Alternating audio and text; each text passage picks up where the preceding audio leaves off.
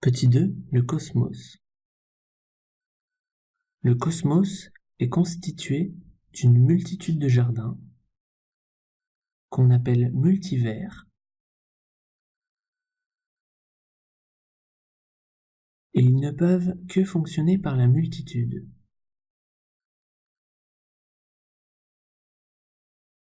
Une chose seule n'existe pas. Seule une chose par rapport à une autre existe. L'association provoque l'existence de l'autre. On peut donc parler de la conscience. C'est la perception de notre propre existence et du monde qui nous entoure. Cette conscience est pour moi éternelle et ça peut pas l'être autrement.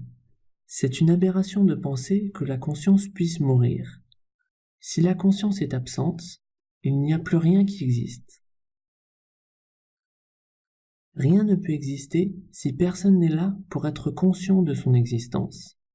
À chaque instant, nous co-créons notre réalité là où nous portons notre attention. Donc pour moi, la conscience est infinie et immortelle. Elle est l'essence de toute chose.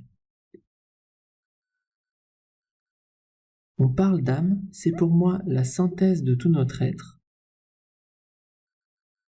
À l'heure de notre mort, notre corps physique dépérit. Le passage dans l'au-delà est pour moi la danse de nos polarités masculines et féminines qui continue son chemin dans d'autres plans. En fin de compte, nous sommes comme des postes de radio et les univers des stations. En incarnant certaines fréquences, nous avons la possibilité d'interagir avec les mondes qui y sont associés. Mais pour moi, de mon point de vue, si l'âme se déséquilibre trop, elle peut mourir.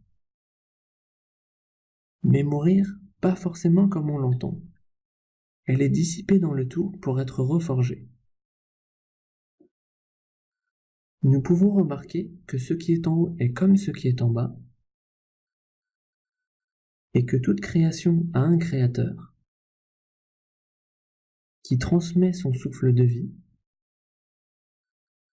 comme une expansion et une compression. Nikola Tesla disait : si vous voulez trouver les secrets de l'univers, pensez en termes de fréquence, d'énergie et de vibration. Et je voudrais vous montrer à quel point c'est vrai.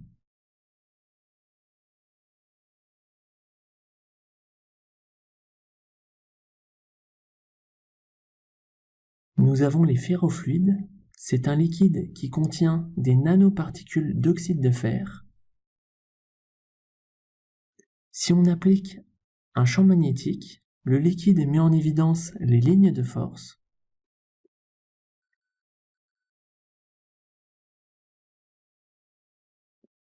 Nous avons aussi la cinématique, qui rend visibles les vibrations sonores. Le son agit sur la matière physique et possède la propriété de générer des motifs géométriques. On peut aussi parler des recherches d'Alexander Lauterwasser. Il nous montre que toutes les formes de la nature sont des illustrations des ondes et des vibrations.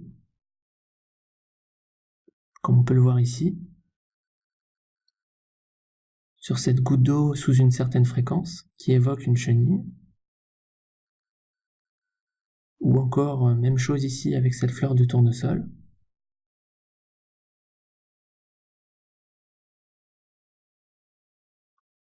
Albert Einstein disait : ce que nous avons appelé matière est l'énergie dont la vibration a été hautement réduite afin d'être perceptible par les sens.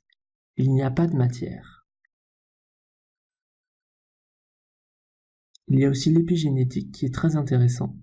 C'est la modulation de l'expression de notre patrimoine génétique en fonction du contexte.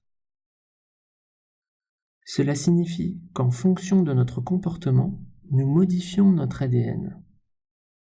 Chaque expression à travers le son, l'émotion ou la pensée est constituée d'une fréquence spécifique qui influence tout autour d'elle-même. De nombreuses recherches ont démontré que les plantes sont sensibles à l'attention qu'on leur porte. Par exemple, avec l'utilisation de la musique classique, les récoltes sont plus abondantes. Le son est aussi une aide précieuse à la méditation. Notre corps est fait principalement d'eau. C'est une antenne, un canal, comme une membrane.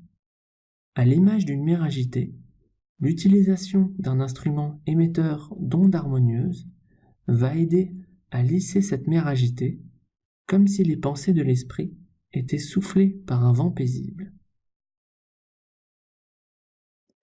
Je voulais aussi vous parler de l'ombre et de la lumière, qui sont souvent à tort associées au bien et au mal. La lumière est constituée de l'ensemble des ondes électromagnétiques perçues par la vision humaine et seulement par la vision humaine. C'est plutôt limité, non? Ce que nous avons appelé la vue est une intellectualisation de la plage de fréquences perçue par nos yeux. Tout est onde et vibration, comme on peut le voir ici.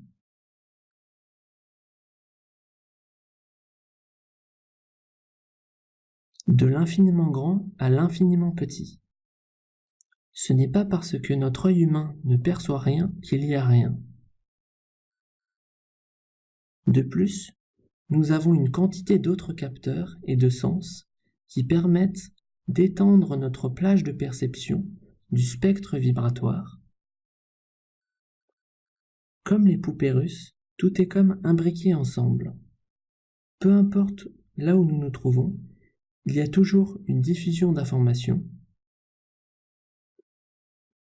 La véritable obscurité, c'est l'absence d'amour. Il y a aussi une crevette qui vit dans l'océan Indien avec une vision extraordinaire. Elle fait passer l'homme pour un aveugle tellement son champ de perception est étendu dans le spectre.